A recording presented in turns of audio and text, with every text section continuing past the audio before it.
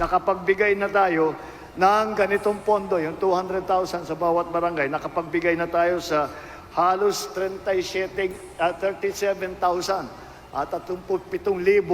na barangay ay nabigyan na. Tatapusin po natin hanggat mabigyan natin lahat ng barangay. Halos 37,000 na sa 42,000 barangay sa bansa ang nabigyan ng 200,000 pesos ni Pangulong Ferdinand Marcos Jr. sa ilalim ng Socio-Civic Projects Fund. Sa pagbisita ngayong araw ni Pangulong Marcos sa Davao de Oro, tiniyak niya na mabibigyan ng ayuda ang lahat ng mga barangay sa buong bansa. Kalahati ng pondo na ibinibigay ay ipagkakaloob sa 5 presidential scholars sa kada barangay. Ang natitirang 100,000 pesos ay ipapaubayan ng Pangulo ang paggastos sa barangay officials. Yun naman natira na 100,000 na nasa barangay chairman, hindi na po namin sinasabi sa mga barangay official kung saan nila gagamitin yan. Dahil, eto nga, naging karanasan ko bilang gobernador.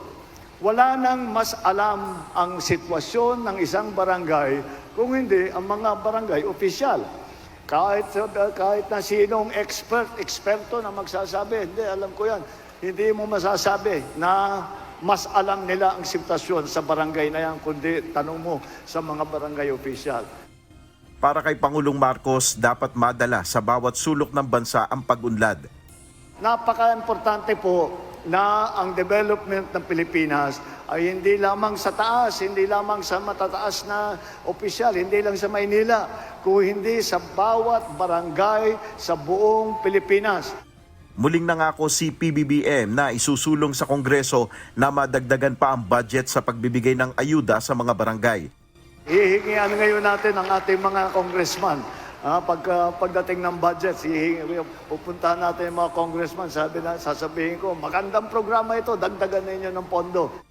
Namahagi rin ng libreng bigas si PBBM sa mga mahihirap na pamilya ng Davao Region. Bago ito, binisita ng Pangulo ang Davao de Oro Provincial Hospital Monte Vista. Ininspeksyon niya rito ang bagong medical ward building at iba pang pasilidad.